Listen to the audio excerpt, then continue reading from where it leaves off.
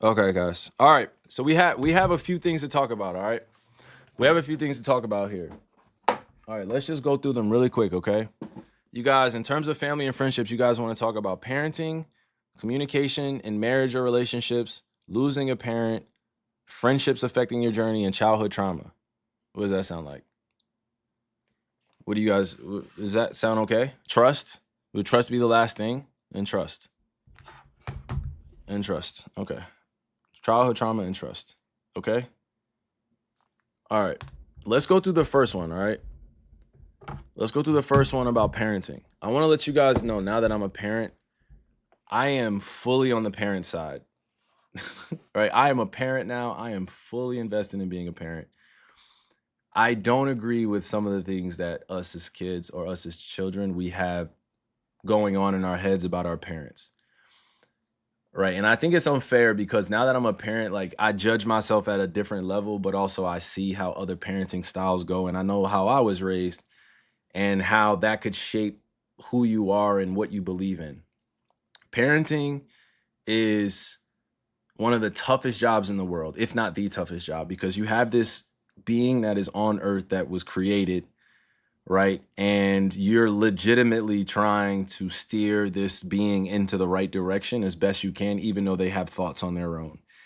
And I have three children. So, a 9-year-old girl, daughter, and then two sons who are 2 and 4, right? And now that I have children, I look at my dad in such a different light because he took the time to invest in me.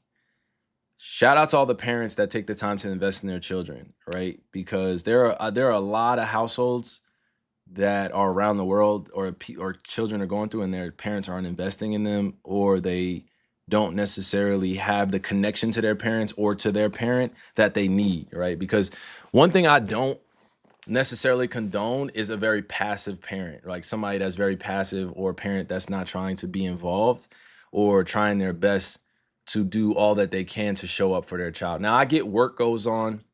I get, circumstances may come, right? Oh, thank you guys. Rotunda Morgan. Thank you. I appreciate you for tuning in. Thank you. This is definitely a cross-generational platform, by the way. This will be responsible for all ages and all walks of life. All right. I appreciate you. All right. But back to parenting, where I look at it as though active parents, and it's not like the helicopter parents, even though helicopter parents are good too for certain things. It's just because you need somebody looking out for you and watching your step and watching your back. But the parents that don't try to be active in their kid's life and are very passive, that's something that I don't necessarily agree with all the time. It's not that I get mad or disappointed. It's just like kids need active parents. They need them to show up for the little things, right? And kids' memories, the child's memory is just being shaped every day. And what I've learned is you're not going to be there for everything, so get used to that. You're not going to be right every time, so get used to that. And you're going to make mistakes along the way, but taking accountability and being there for your child to hear them out and emotionally engage with them and watch them grow, not just from afar, but interrupting some of the moves that they may make that may be detrimental to who they're becoming. Right? I don't know all the answers about being a great parent all the time. All I know is I strive to be a better parent every day. And that's what I push for now when I'm talking to parents and I'm even talking to my dad. I just push towards being a better parent every day. And I push my dad to be a better parent every day. I push my stepmom to be a better parent. I push my sister, and just like my wife pushes me to be a better parent. And we just push each other every day because the more that you are surrounded with a support system, a village, a tribe, the more that you're surrounded around individuals that are there unconditionally to support the growth of the children, then you have a great chance. And unfortunately in my community, at times the father has been stereotypically not there, and that's been seen as you know it's been misinterpreted because a lot of people don't know the historical contextualization of that, of why black fathers weren't in the house and why it's a stereotype or it's a joke like, oh, you're black, you don't have a father, or oh, you're black, you don't have this, or you're black, you don't have that. So it does have some racial undertones that are disrespectful. So reasoning with that is like understanding that parents back in the 60s or 50s or even the 40s, there was a no man in the house type of rule, especially when it came to welfare. right? And my circumstances are totally different. But one thing I could say about parents that grew up in a similar condition or similar circumstance where they only had one parent in the house or no parents or one mom or one dad was they were trying to figure out how to be better parents than what they had. And that's what I had growing up is my dad just wanted to be a better parent than what he had as a father, right? He wanted to be a better father than his father. So he was there every single time, not only for me, but for my sister. And I just learned that he's trying to piece life together just like I am, right? He's not going to be perfect. I know our parents are usually our first heroes and we look up to them and we respect them. Sometimes we overly respect them because we're trying to make them happy and we're trying to be an image that they are going to be proud of instead of focusing on just developing and continue to be a better person. Learn from your parents' mistakes, learn from your parents' sins, sort of say, right? And don't inherit those, but ultimately understand as well that you are a part of them no matter what. And I'm sharing this with you guys because as I grow as a parent, I know that I have to expand more in terms of how I receive that support and how I receive it's not even so much the support, right? I want to change that. I want to be responsible for my words. It's never about being, like I said, that perfect parent. It's literally about being that better parent or that parent that takes accountability to do better next time. And you got to give parents a lot of grace, man, because they are literally working hard to provide a roof over your head, right? Most parents are doing this, trying to put you in better financial position or trying to make up for the lost time that they had growing up with their parents or the lack thereof time that they spent with their parents. It's a lot of lost children that become parents and then end up raising children that don't necessarily have the concept down. And that includes me, right? Like when I became a father, I wasn't ready to be a father. Like it wasn't planned out. So I had to figure it out over time. And I didn't want to let go of my young ideology, right, of what it means to be a parent. Cause I thought it was just as simple. You bathe them, you clothe them, you give them food and you love them. And then that's all it is. And it's like, heck no, that's not all it is. Right. Heck no, that's not all it is. It's so much more than that. And again, I'm not going to go into too much detail about it because I believe that this conversation is made for more collaboration, and you guys shouldn't just be taking it, the advice just from me. I'm just speaking on like parenting, what it means to me, and how I've grown with my dad as a son, and then also with other parental figures in my life where they've helped steer me in the right direction. Right. So I appreciate you guys listening to that. So if you have a parent at home, please give them a hug. If you have both parents at home, please give them a big hug. If you have your grandparents and they raised you, please give them a hug. Please give the parental figures in your life a hug because they were doing the best that they could. And they were doing the best that they can with all the information that was provided. Now, I can't speak for everyone in terms of being responsible as a parent because there are definitely some irresponsible ways and habits that get tossed around when people become parents because I don't think everyone is ready to become a parent. But yeah, shout out to all the children that have raised themselves. You know what I mean? I know who you are.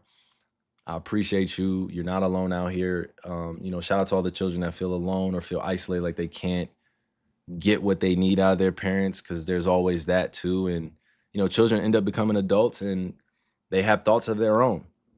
And I respect that. I can't be mad at it. I just salute to everybody that is doing all that they can to put one foot in front of the other despite their circumstances. Some people grew up with no parents and are in foster care and are waiting to get adopted and don't get a chance to have a normal family life, right? Or two parents in the house. Some people grow up with one parent and that's all they have. Some people grow up with both parents. So I always want to make sure I'm not generalizing about parenting, and I'm always acknowledging the fact that we all have grown up different. But I think our universal connectivity is us having the strength to still smile and still be kind and to still want to help out others. I know a lot of people that grew up in broken homes, sort of say, and they're looking for a home and they just want village and they want self-sustaining community and they just want people to support them. So here's my support to you. Like, just keep going, stay strong, continue to be fearless, and connect with communities that are like-minded and also have gone through different circumstances that are like yours. All right. The second thing that we wanted to talk about, communication in marriage and relationships. All right. right? God willing, you have your parents, you have like, don't take that for granted, guys. If you have both parents in your life or grandparents or great grandparents, do not take them for granted, especially if you're in the millennial generation. Our grandparents are getting older. You know what I mean? Make sure you put out a video, right? Or not to put out a video, record a video of them and sit down and interview them. Like, get a chance to hear about what was it like in the 50s, 60s, 70s, and 80s before it's too late. All right. And record as much content as you can about what the world was like and how much has changed. That's probably why I'm making an emphasis on this, to let you guys know, like, just be grateful, because the time that we have on earth is so limited, and just don't take it for granted. All right. You got the second point that we were going to talk about, right? Was communication in marriage and relationships. Communication is key, you guys. That's like the number one foundational rule that you can have as a human, is to the ability to be able to communicate. And it does take practice. It does take a level of understanding oneself, and also not judging yourself too hard in terms of what you feel. Communication can be ugly, guys. It can be very, very ugly. It ain't always beautiful. Communication, in anywhere, like in any fashion, it's just, people get riled up, they get very emotional, but especially when it's communication, when it comes to marriage or relationships. If there's no communication at all, don't expect to be understood. Don't expect your point to be understood. Don't expect to understand theirs, because it takes practice. My communication patterns were horrible, guys. They were shit. They were piss poor when I was younger. And the reason was because guys, like, I didn't know how to like really value relationships until I got older. Like, I didn't know how to really open up in relationships until I got older. And opening up doesn't mean just revealing everything. It just means being open enough to let somebody in to get to know you. All right. Again, I will always tell you guys, I'm not fucking perfect when it comes to this. So I'm just gonna be honest. Like, I didn't learn how to communicate until I got with my wife on a deeper level. Right. And I was learning from other people in other relationships, but I didn't learn that it's okay to care and be vulnerable and just let it all be shown, and just let your light be shown. Like, people think that they're hiding shadows and darkness when they're hiding parts of themselves, and that's just not true. You're hiding the light. You know what I mean? Like, and it doesn't, I'm not talking about like weirdo behavior and shit like that. I'm just talking about things that you may not think are beautiful about yourself. You should let people see that. You should let people in. Don't, like, the darkness and shadows. What is that? It's no such thing. Just let your light shine. That's what it really is about. Like, you don't need to hide that light. Just show people who you are. And I think I struggle with that with women and men, right? Friendships, relationships, and all that stuff. Like, because I was trying to hide who I was and hold, some of my quirks in, right? Sort of say, like, I'll give you an example. Being comfortable with your body, right? And not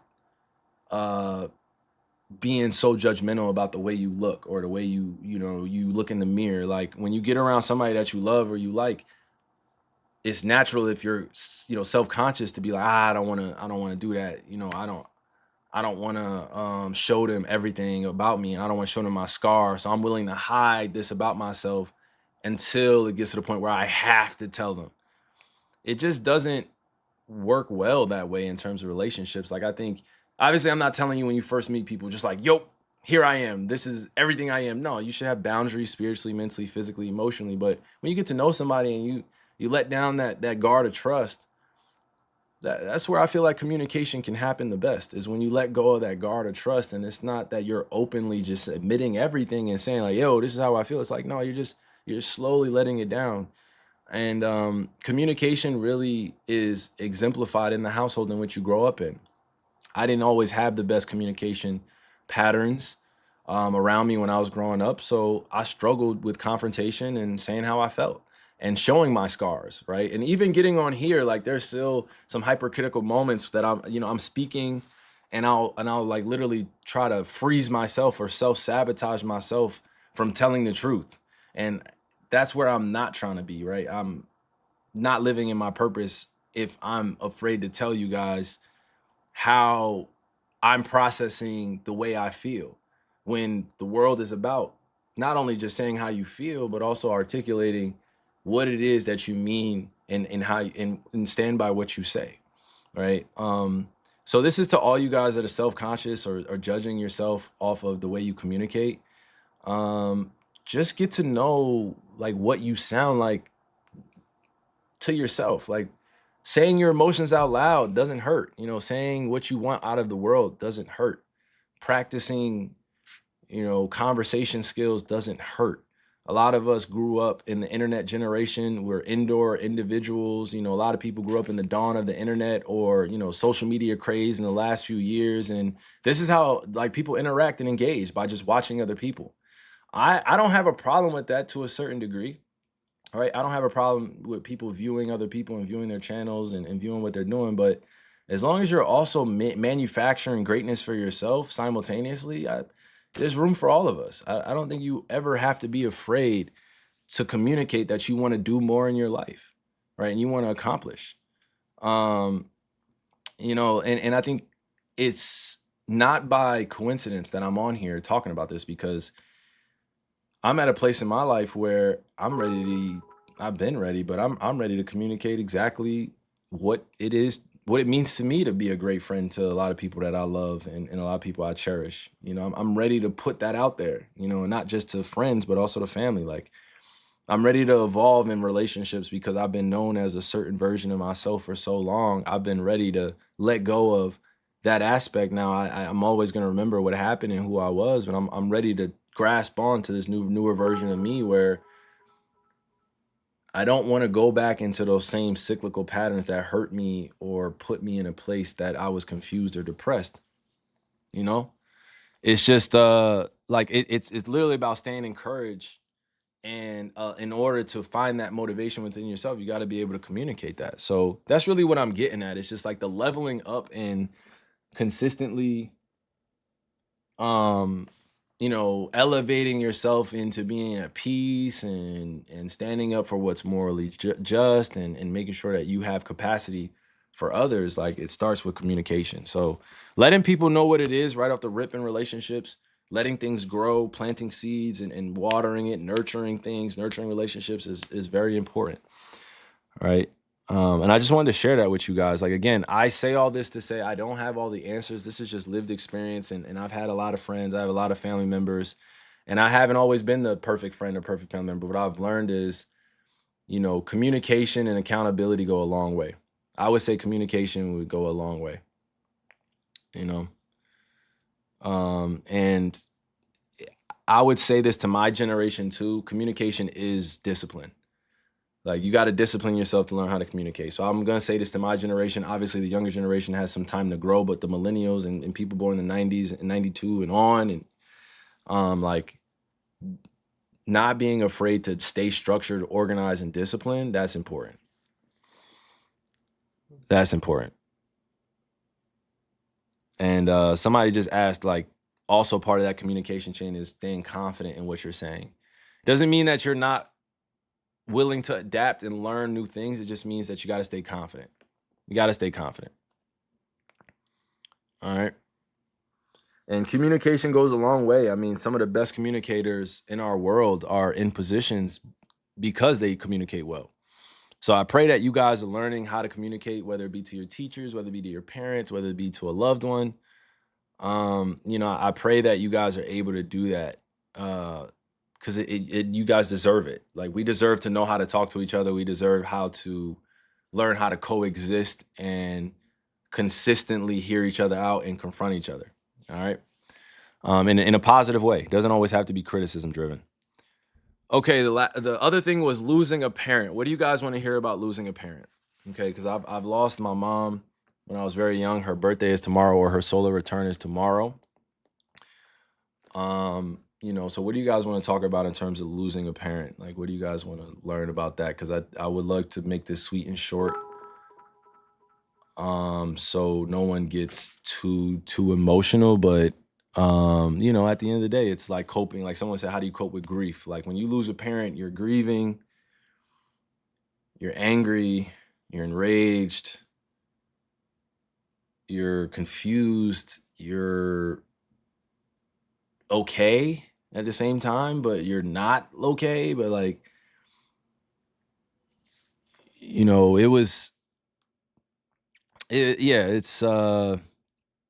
it is heartbreaking, you know what I mean, when someone loses a parent, especially as a friend. When you watch someone lose a parent, it's difficult, you know, And I pray that you guys at home know how to support yourself or support others through traumatic times, because it's not the easiest thing to navigate, especially as a human being. You can't just be on there, one day and be fine, and then you find out everything, and then now, you break down and things of that nature, because we all lose our shit. And I lost my shit, plenty of times throughout my life, because I was just dealing with the grief of losing my mom, and also it was just misdirected anger, misplaced anger. So if you've lost a parent, if you've lost somebody close to you, I just want to let you know I'm praying for you. I do this quite often on my streams, just to take some time to dedicate this moment, and reach out to all you guys through the camera, right, through the ether, to let you know I'm praying for you and your strength, and I know that those that are continuing to build on their lives, and continue with their lives, and want to stay consistently motivated by that person that they lost. It could be a parent, it could be a friend, it could be a grandparent, it could be anyone that you love, right? Losing someone close to you is tough. So I try my best to,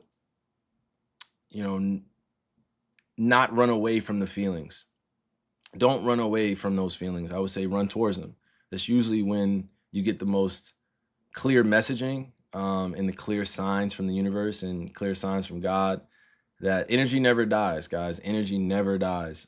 I don't ever believe that my mom's energy wasn't around me. I just knew that it wasn't just in the unseen realm, right?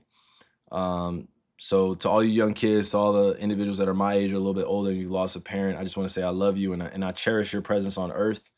And I know that you can't take anything for granted. And I pray that you're doing everything you want to do on this earth, and you're, being fearless in your approach. Because I think when death hits, especially when you're young, you just realize that life is precious and it could be taken away from you just as much as been given.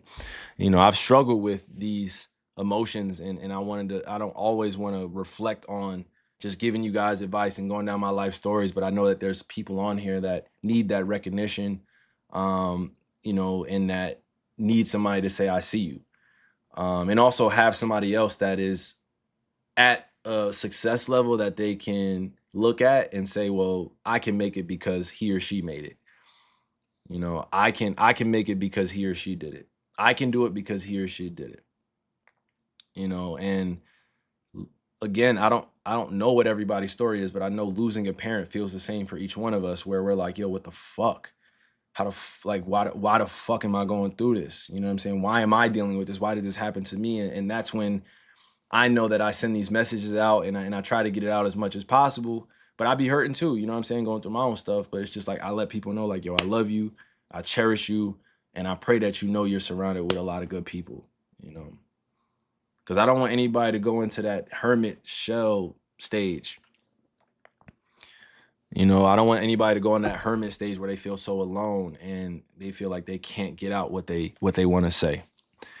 All right. So if you lost a parent, you lost a loved one, shout out to you guys. And I thank you and I love you. And I want to say thank you for praying for me. I want to say thank you for sending your well wishes to me too, because I'm not perfect and I need help too at those times when I'm dealing with all those emotions. It'd be crazy. It comes in waves.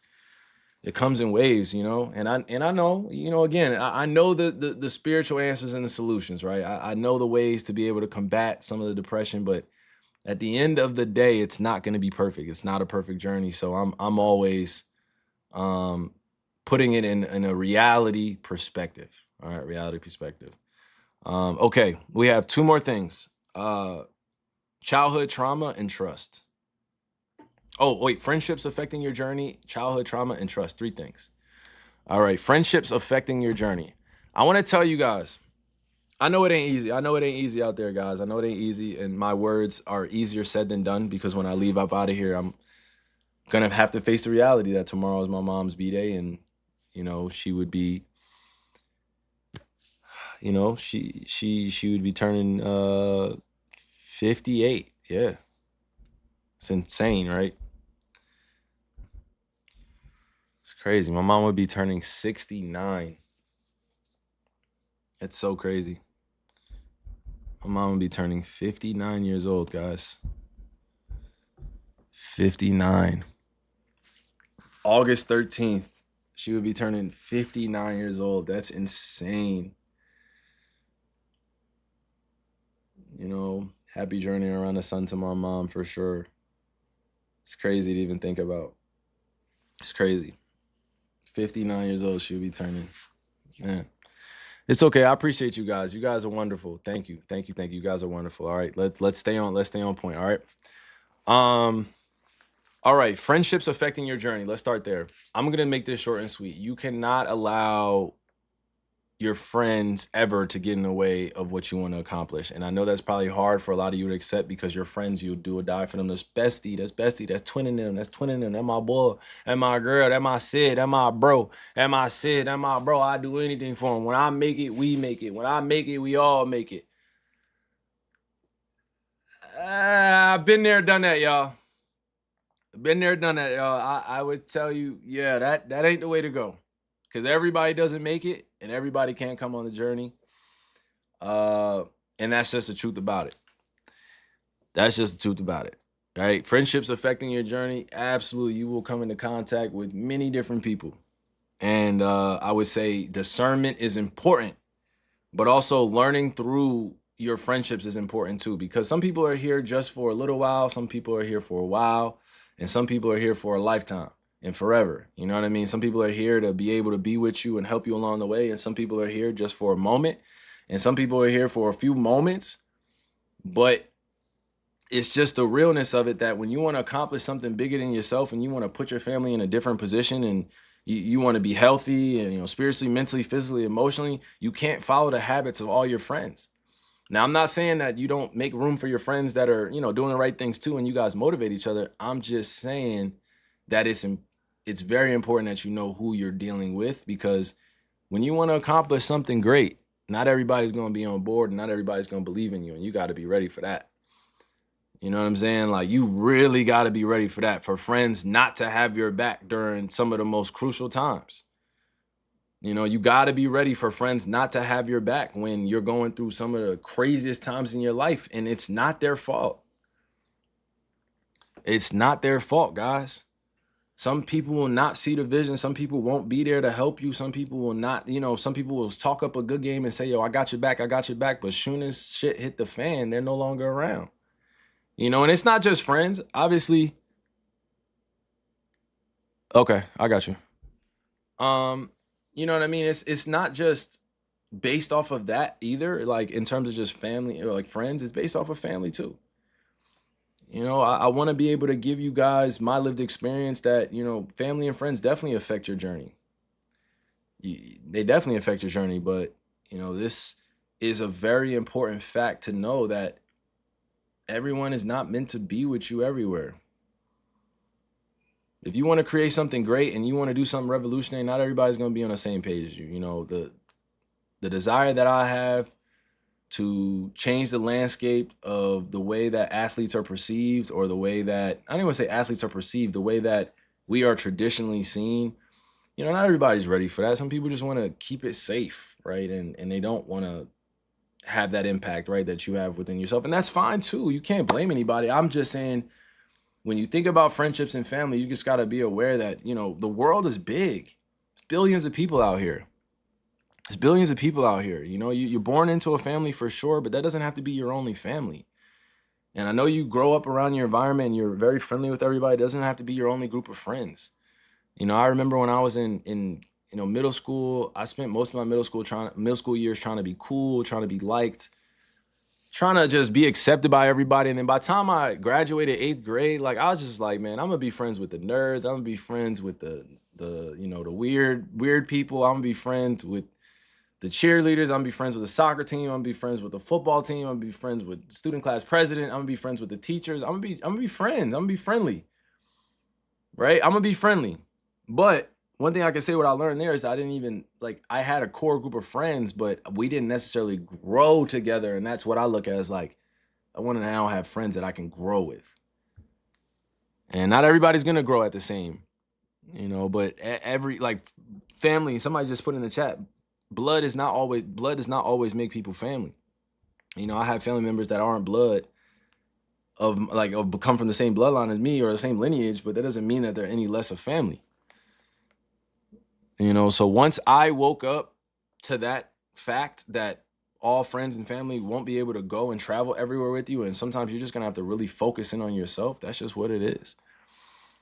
You just got to you got to let people be where they are at times and let them grow and let them figure it out, while you're figuring it out.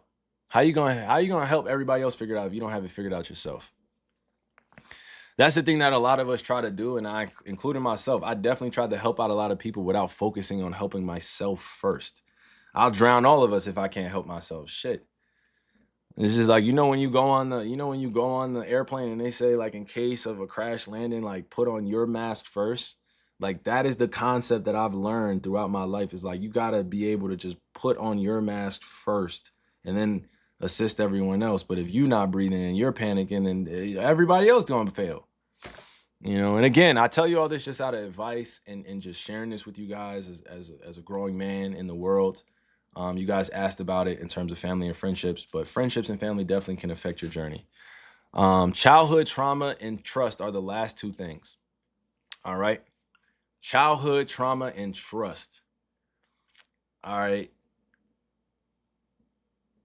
Childhood trauma comes in different forms, many different forms. And I would love to have a professional up here to be able to give you guys some of the solutions to the circumstances that we're all dealing with in certain ways or certain capacity or certain moments throughout the day, right? Because I can tell you what I do, but it's not going to work for everybody, right? But dealing with childhood trauma and having trust issues or building your trust, guys, it is so important that what you see when you're younger, that you don't normalize or you become desensitized to it, right? I've seen so many things that I've like as a kid that I normalized that were not normal. And then I've also been so desensitized to certain things that it doesn't have the same effect on me because I've seen it over and over again, right? And one of those things could be like this. Like when you see, the first time I saw someone that was addicted to drugs that was on the street, it scared the shit out of me, right? But by the time I turned 12 or 13,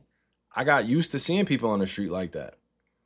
Like growing up in New York, New Jersey, I mean, I got used to seeing that and seeing the struggle and seeing the projects and seeing the trenches. Like I saw all of it. I became desensitized to it. It's like you end up seeing stuff way earlier than you were supposed to, and then like it's almost like seeing something on a movie and then seeing it in real life is two totally different things. And I want to let y'all know that that's where a lot of the childhood trauma stems from, is like seeing stuff so early that your brain cannot process what the fuck just happened. So how to heal beyond your childhood trauma or some of your generational curses, as they say, or some of the things that you've seen as a kid, is going to get help. Like going to get help, guys. I had to navigate how to get on the alignment with God again, because it's easy to be thrown off that horse because of fear or because you're afraid of telling people what you saw or what you did. I want the younger generation to know that childhood trauma is not normalized anywhere. It stores in your cells, it stores in your body. And eventually, as you get older, all that unchecked baggage of emotions gets brought up. And the reason why I asked for help and professional help was because I couldn't do it alone. And that's one thing, especially being a young Black man, right, growing up in this society, that wasn't necessarily the first thing to do, was to go ask for professional help because, honestly, I didn't want to be seen as soft. I didn't want to be seen as somebody, oh, you got a therapist. And this was like 10, 15 years ago too, or even 20 years ago, where like going through stuff back in the day, people be looking at you, oh, you got a therapist? Nigga, you's a bitch. Like, excuse my language. And I'm not allowed to say that. I excuse my language. I would never say that again. Twitch, don't ban me. But like, and I would never say that again. But in my mind, in my slang, that's how I was saying, like, you's a man, like what? Like, you know what I'm saying? I was afraid of being called that. Like, bro, you's a like, and I don't want to, again, I just, these are negative self-talk when I was younger, of just like, like, you want therapy? Like, bro, you want therapy?